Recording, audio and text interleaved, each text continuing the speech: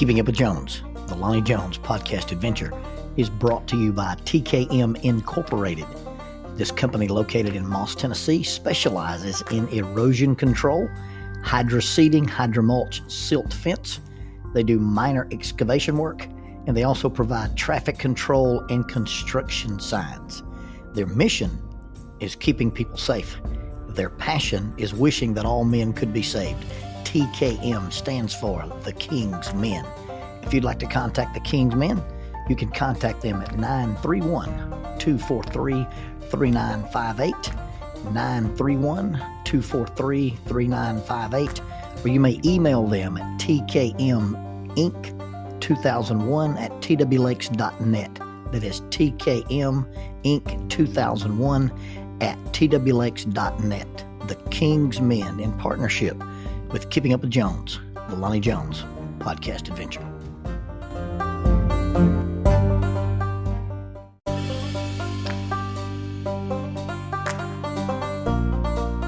SJ&L General Contractor is a full construction company that primarily focuses on civil construction and asphalt sales in the Huntsville and Fayetteville regions. Services they provide include, but are not limited to, road construction, asphalt material, underground utilities, site work, and demolition. They employ heavy equipment operators, concrete finishers, pipe layers, and CDL dump truck drivers. If you would like for this company to work for you on your project, or if you'd like to work for them as an employee of this family-owned business, you can contact them at 931-433-4660. That is 931-433-4660, or 3W's and a dot, sjnl.com. That's www.sjnl.com. SJ&L General Contractor is a sponsor of Keeping Up with Jones, the Lonnie Jones podcast adventure.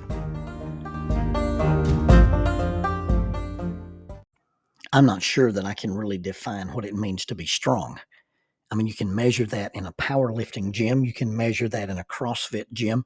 You can measure that in a gymnastics gym. You know, you take the guy in the powerlifting gym and ask him to go do some muscle ups on a ring, and he can't do that. Or you take a guy who can hang from a bar for 10 minutes and he can't lift in a powerlifting gym. Or you take a guy in a weightlifting gym and ask him to hang on a bar for 10 minutes. I'm not sure that I can objectively tell you what it means to be strong. I can tell you that there's a difference in endurance strength and explosive strength. But then again, you know, how do you measure that? I would consider myself in certain contexts to be strong. When I was in college, I could do a muscle up. I could do an iron cross on the rings. Up until recently, I could still do a flag. You know, I could hold on to a vertical pole and hold myself out, you know, horizontal to the ground. I haven't tried it since I got out of the hospital this year. But up until this year, I could still do that. I can tell you that in one context, I'm absolutely strong, and that is when you compare me to my wife. Now, I'm not talking about emotionally strong. I'm not talking about psychologically strong. I'm talking about raw physiological stuff. I am stronger than my wife, and the difference between my strength and her strength is monumental. Now, as a young husband, that was quite a novelty. It really didn't dawn on me what the difference was in our strengths. You know, when Jackie and I were dating, you know, we played basketball together, and we threw frisbees together, and we played table tennis together, and she's a superior athlete. You know, we played racquetball, and it was just like, you know, she's competent in all of those sports. Her speed, her reflexes, her eye-hand coordination. And I guess I had this theoretical understanding that I was really, really stronger than her. But it's never been one of those things where we actually had to test it. You know, it's not one of those things where a person wrestles with his girlfriend. That's probably not, you know, super appropriate when you're, you know, dating. But now after we got married, the idea that I was that much stronger than her was not only delightful, but it was a novel thing. I'd never lived with anybody else. I, you know, grew up with a brother, and we were fairly evenly matched in our teenage years. But, you know, I start this marriage out with this little person that lives with me. And when I talk about my wife being little, I mean, she's petite. This is the idea that when the doctor did her hip surgery, he said, "You have the tiniest bones of anybody I've ever worked on." He said, "Your bones are petite to the point of being small on the petite side." He said, "If your bones were any smaller, I don't have an apparatus that would fit into your femur." And so, as a 20, 21, 22-year-old married to this 18, 19-year-old new bride of mine, it was quite a novelty to realize just what the raw power differential was between us. I could pick her up and carry her around. I could pick her up and toss her. I could pick her up and with a little cooperation, I could lift her above my head. I mean, it was, pick her up like Captain America does the Black Widow and run from the explosion in the Avengers movie. Oh, it was so much fun to just pick her up because I could. And like I said, I didn't realize how much stronger I was than her. But, we would be doing something in the yard or moving furniture. I would be out, doing some kind of manual labor and I'd move something or lift something and she would go, "That's disgusting." And I go, "What?" And she goes, how easy you move that." Well, it got to be more than disgusting. It was fun because I'd threaten her with it. You see, I'd scoop her up in my arms and run into the bedroom and throw her 2 or 3 feet across the room and make her bounce on the bed. I called it slamming her. You see, Jackie likes to tease me.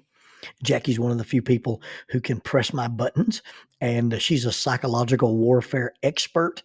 And she'd get on to me and start picking on me and start teasing me and saying, "You better quit or you're going to get slammed." And she said, "Oh yeah, I'm not afraid of you, Lonnie Jones." And she'd double up her fist, but she wouldn't bend her thumbs, and she'd square off like she thought she knew how to box. And "I'm going to box you." And I'd, do an arm drag, twist her around, pick her up, run into the bedroom, zoom, throw her through the air, and bounce her off the bed.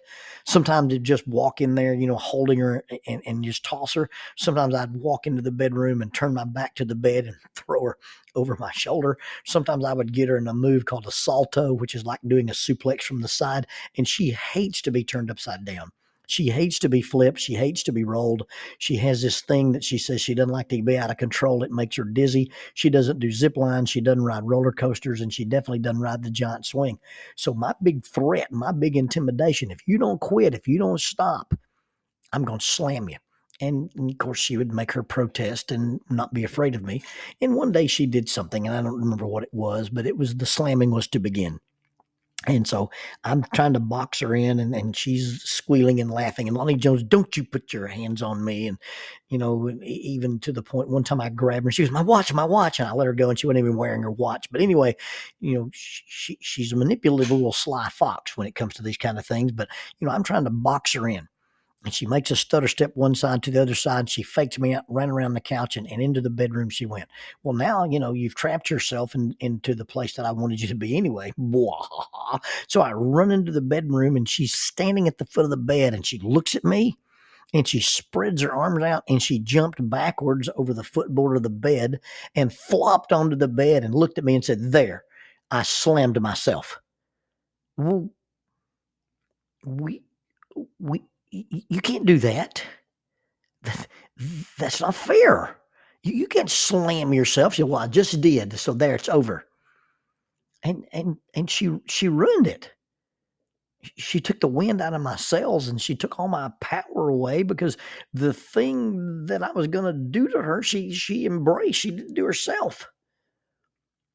And it wasn't any fun to threaten her with it anymore. People in our lives who have this perceived power differential, and they give us these threats. I'm going to make fun of you about this, or I'm going to tease you about that, or I'm going to make this a part of something that we focus on. If you'll just willingly, gladly embrace that, hey, I recognize the fact that I'm short. I recognize the fact that I'm bald. If you'll recognize the fact that, hey, there's this thing you're going to tease me about and there's nothing I can do about it, and instead of trying to avoid it, and instead of allowing you to have the power to make me mad because you use this quote unquote power against me, if I just embrace that, I take away your power. You see, when I remove the reward, when I take away that I'm going to be afraid of you or I'm going to be intimidated by you, It may even come down to a thing that Michael Burris asked me to paint on a T-shirt for him one time. He wanted me to paint it so he could wear it to school. He said, "You might beat me, but you won't scare me."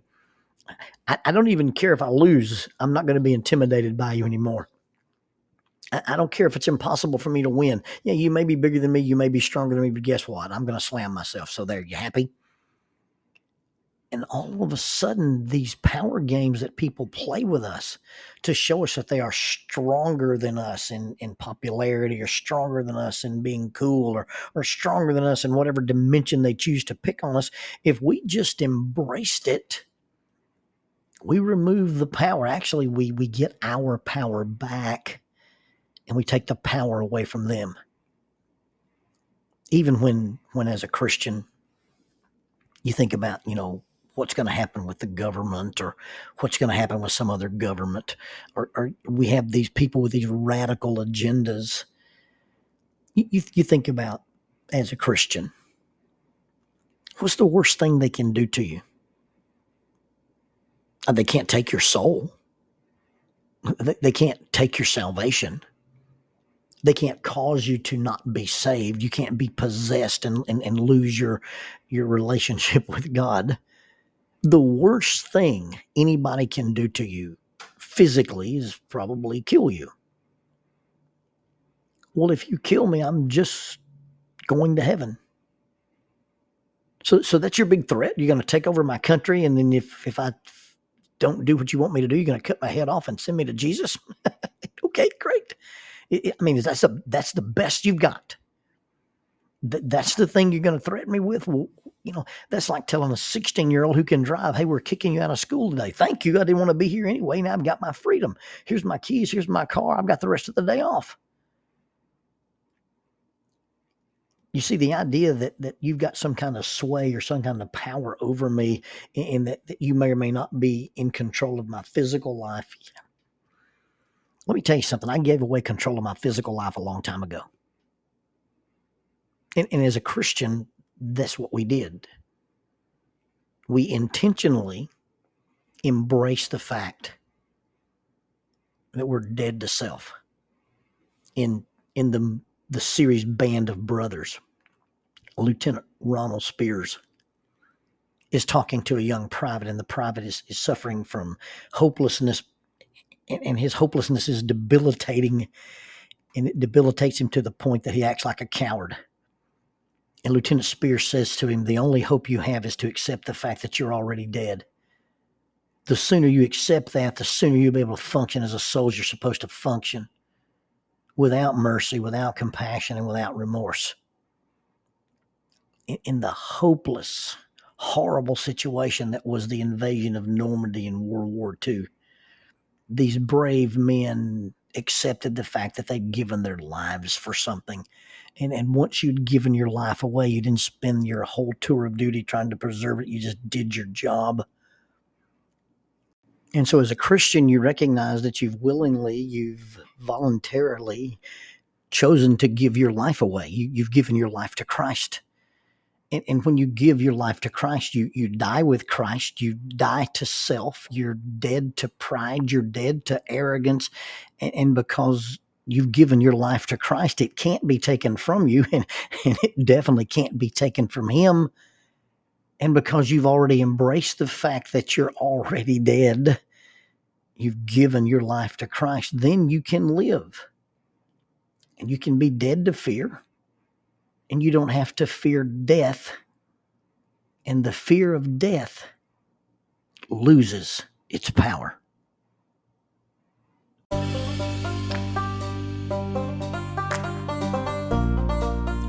Using the tool of shortwave radio, World Christian Broadcasting literally covers the world every day with the gospel. They use 2 large curtain antennas. One is located in Anchor Point, Alaska, and the other in Madagascar.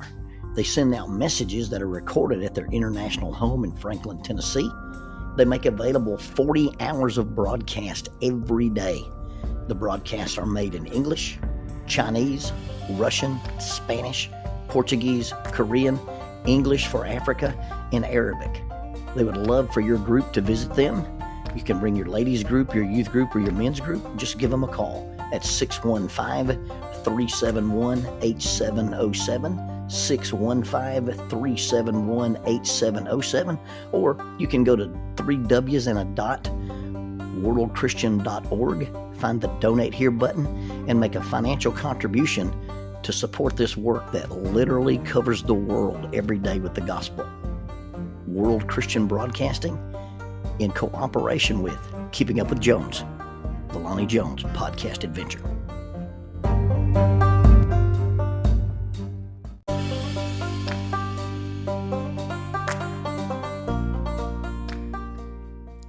Keeping Up with Jones, the Lonnie Jones podcast adventure, is sponsored by us.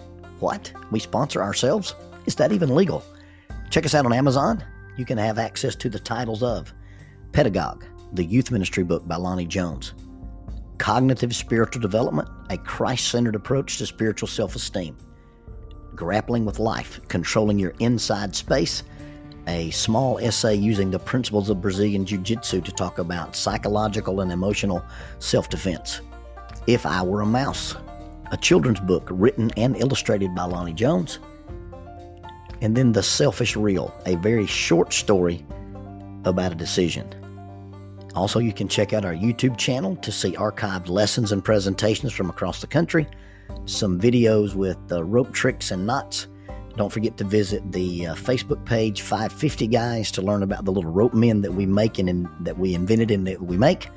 And then be sure to click like, subscribe, and share. This is Keeping Up with Jones, the Lonnie Jones podcast adventure.